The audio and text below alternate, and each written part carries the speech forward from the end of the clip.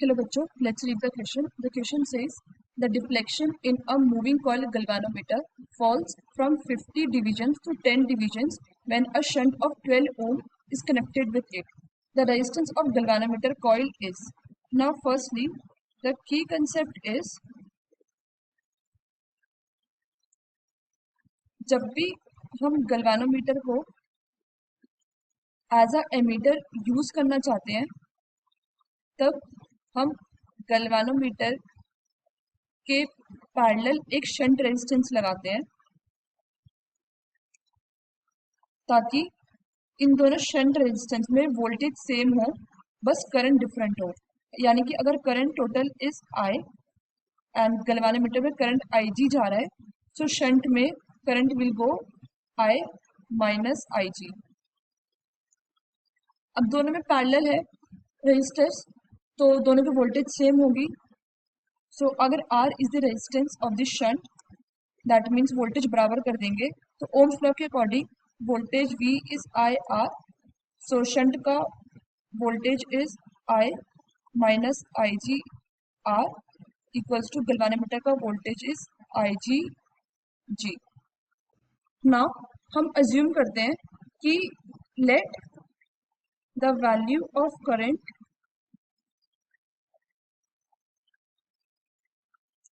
from one division deflection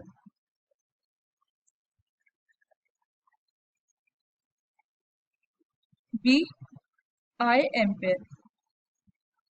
सो जब question में दे रखा है कि 50 डिवीजन से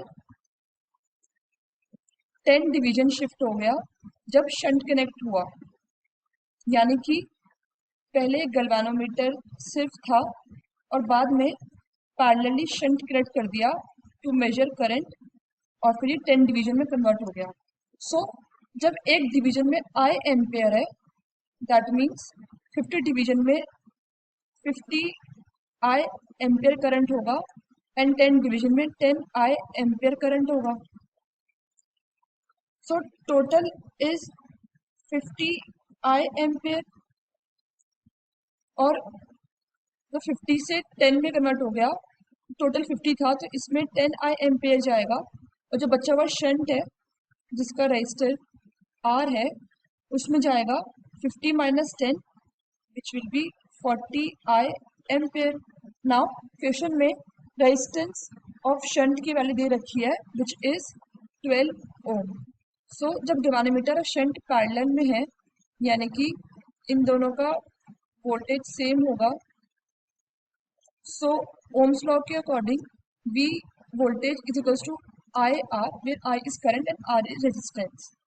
That means हम पहले शंट का वोल्टेज लिखेंगे which is 12 multiply by 40I equals to voltage of galvanometer which is 10I multiply by galvanometer का रेजिस्टेंस हम G मान लेते हैं। So on calculating galvanometer का resistance G come out to be 48 ohm. So the final answer is the resistance of galvanometer is 48 ohm, which is option D. Hope you understood it well. Best of luck.